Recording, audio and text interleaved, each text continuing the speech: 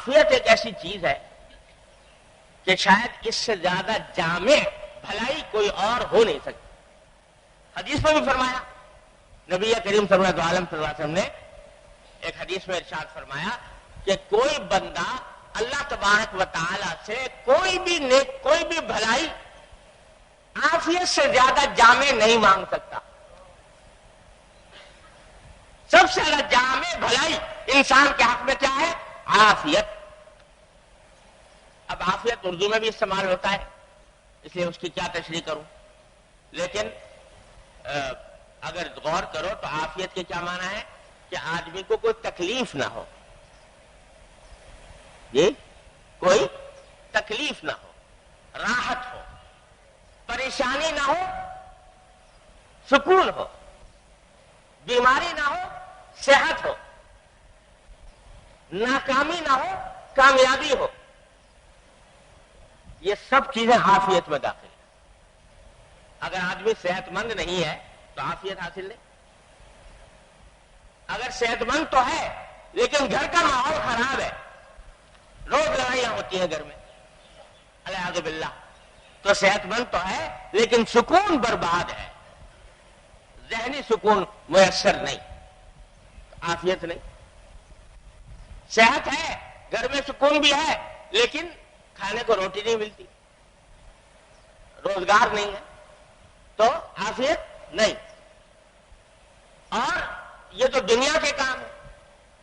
اور آخرت کے کام یہ ہے کہ اگر فرض کرو دنیا کی ساری نعمتیں میسر ہیں, ساری نعمتیں میسر ہیں, روپیہ پیسہ بھی ہے, گھر بار بھی ہے, بیوی بچے بھی ہیں, گھر والے بھی ہیں, اور صحت بھی ہے, تندرستی بھی ہے, سبھی کچھ ہے, لیکن دین نہیں ہے, الیاذ باللہ, دین نہیں ہے, نماز کی فکر نہیں, اور حلال و حرام کی تمیز نہیں,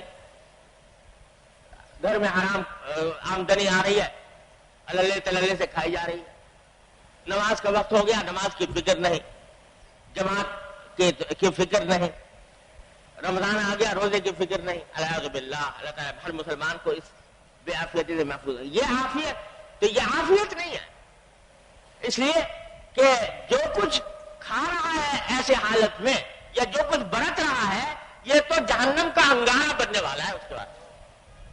اس لیے عافیت کہاں ہوئی؟ عافیت تب ہوگی جب دنیا کے اندر بھی سکون میسر ہے الحمدللہ, اور ساتھ ساتھ اللہ جل جلالہ کی طرف توجہ بھی ہے, اللہ تعالیٰ کے ساتھ تعلق بھی ہے, اس کے حقوق بھی ادا ہو رہے ہیں, اور معصیتوں سے, گناہوں سے اجتناب بھی ہو رہا ہے, اور اللہ تبارک و تعالیٰ کے احکام پر عمل بھی جاری ہے, نبی کریم صلی اللہ علیہ وسلم کی سنت پر بھی عمل جاری ہے, تو عافیت ہوئی. تو اگر ان میں سے کوئی ایک چیز بھی مفقود ہو گئی, عافیت نہ رہی, تو حضور فرما رہے ہیں کہ عافیت مانگو اللہ تبارک و تعالیٰ, عافیت مانگو. اللہم انی اسألک العفو والعافیت, عافیت مانگتا ہوں آپ سے. اب عافیت میں سب کچھ آ گیا کہ نہیں آ گیا؟ ساری مصیبتوں سے نجات آ گئی, ساری مشکلات سے نجات آ گئی, ساری بلائیوں کا حصول آ گیا, لیکن آگے پھر تفصیل کر دی کہ فی دینی, عافیت مانگتا ہوں اپنے دین میں اور اپنی دنیا میں. اللہ عافیت مانگتا ہوں دین میں بھی اور دنیا میں بھی. دین میں عافیت میں نے ابھی عرض کیا یہ کہ اللہ میرے عقیدے صحیح ہو, اگر عقیدے صحیح نہیں ہیں تو دین کی عافیت نہ ہوئی, کیونکہ وہ عقیدے کی خرابی مجھے آخرت میں بہرحال اللہ بچائے عذاب کی طرف لے جائے گی, الیاذ باللہ. لہذا عافیت نہ ہو, عقیدے میں خرابی ہوئی, عقیدے میں خرابی نہ ہو, عمل میں خرابی نہ ہو, عمل میں ایسی خرابی جو مجھے جہنم کی طرف لے جائے, تو وہ کیا عافیت ہوئی؟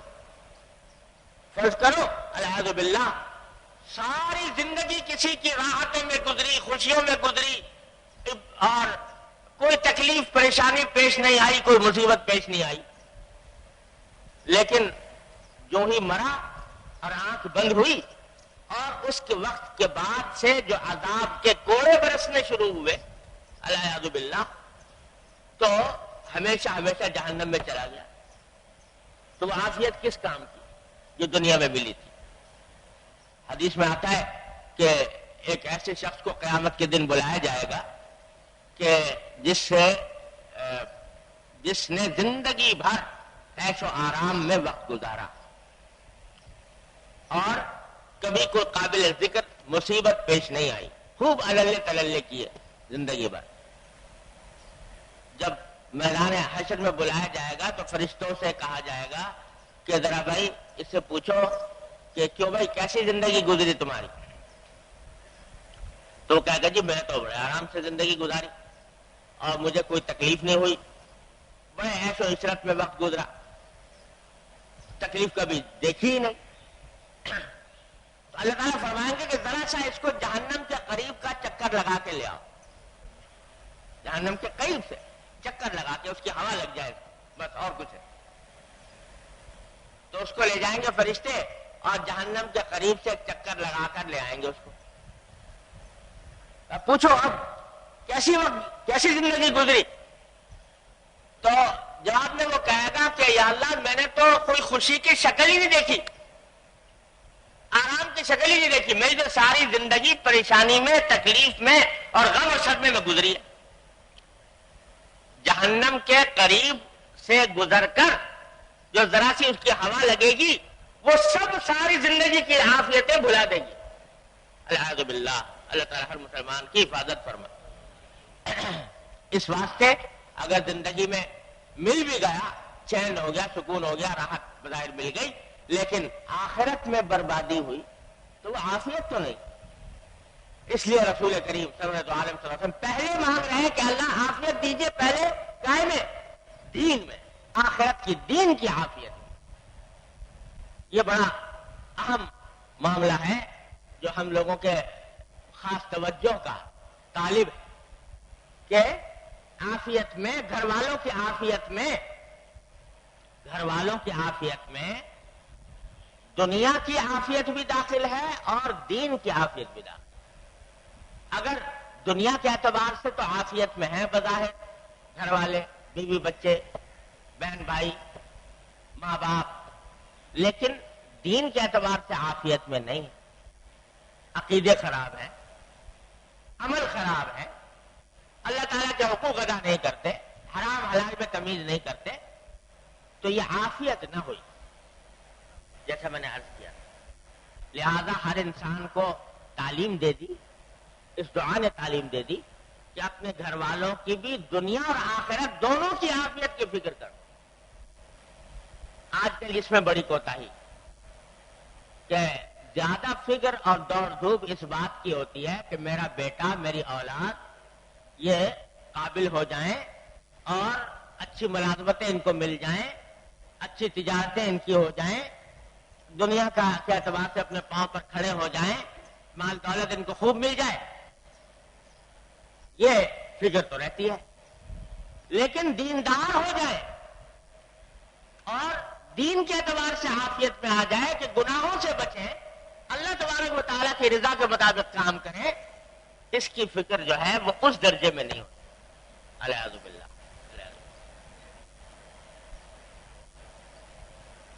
یہ فکر نہیں ہوتی. اچھے خاصے پڑھے لکھے نمازی بزرگوں سے تعلق رکھنے والے وہ اپنی اولاد کے معاملے میں بے پرواہ، اولاد کہاں جا رہی ہے اس کی طرف فکر نہیں کرتے اور اس کے نتیجے میں وہ گمراہ ہوتی رہتی ہے، اللہ بچائے جہنم کی طرف جا رہی ہے. اللہ، ایک جملہ کہیں لکھا ہوا دیکھا، کسی نے بڑا حکیمانہ جملہ لکھ کے لگایا ہوا تھا کہیں کہ ہر انسان کو یہ فکر تو ہے کہ میرے مرنے کے بعد میرے بچوں کا کیا ہوگا. یہ فکر تو ہر ایک انسان کو ہوتی ہے کہ میرے مرنے کے بعد میرے بچوں کا کیا بنے گا، لیکن یہ فکر نہیں ہوتی کہ ان بچوں کے مرنے کے بعد ان بچوں کو کیا بنے گا، بچوں کے مرنے کے بعد ان کا کیا بنے گا. یہ فکر تو ہے میں مر گیا تو یہ کہاں سے کھائیں گے، کہاں اپنا سر چھپائیں گے، کس جگہ رہیں گے، کیا ہوگا، یہ فکر تو پڑی ہوئی ہے. لیکن جب وہ خود مریں گے اور مرنے کے بعد اللہ تبارک و تعالیٰ کی یہاں پیشی ہوگی تو اس وقت میں ان کا کیا بنے گا اس کی فکر کرتے نہیں. ارے بھائی زیادہ فکر تو اس بات کی کرو کہ جب وہ مریں گے اور آخرت کی زندگی ابدی زندگی سامنے آئے گی تو کیا بنے گا ان کو، اس کی فکر کرتے نہیں. یہ بڑی یعنی بے وقوفی کی بات ہے. جہاں اس کی فکر کرو کہ میرے مرنے کے بعد کیا ہوگا، وہاں اس کی بھی فکر کرو کہ ان کے مرنے کے بعد کیا ہوگا. لہذا فرمایا وَأْمُرْ أَهْلَكَ بِالصَّلَاةِ وَاصْطَبِرْ عَلَيْهَا. قرآن کریم فرماتا ہے اپنے گھر والوں کو نماز کا حکم دو اور خود بھی پابندی رکھو. تو یا ایھا الذین آمنوا قوا انفسکم واہلیکم نارا، اے ایمان والو اپنے جانو اپنے آپ کو بھی بچاؤ جہنم کی آگ سے، اپنے گھر والوں کو بھی بچاؤ جہنم کی آگ سے. یہ دونوں کام ضروری ہے. لہذا یہ جو آج کل ایک مزاج بن گیا ہے کہ دنیاوی خوشحالی کی طرف توجہ ہے اولاد کی، لیکن اس کے دینی طور پر بگڑنے کی فکر نہیں.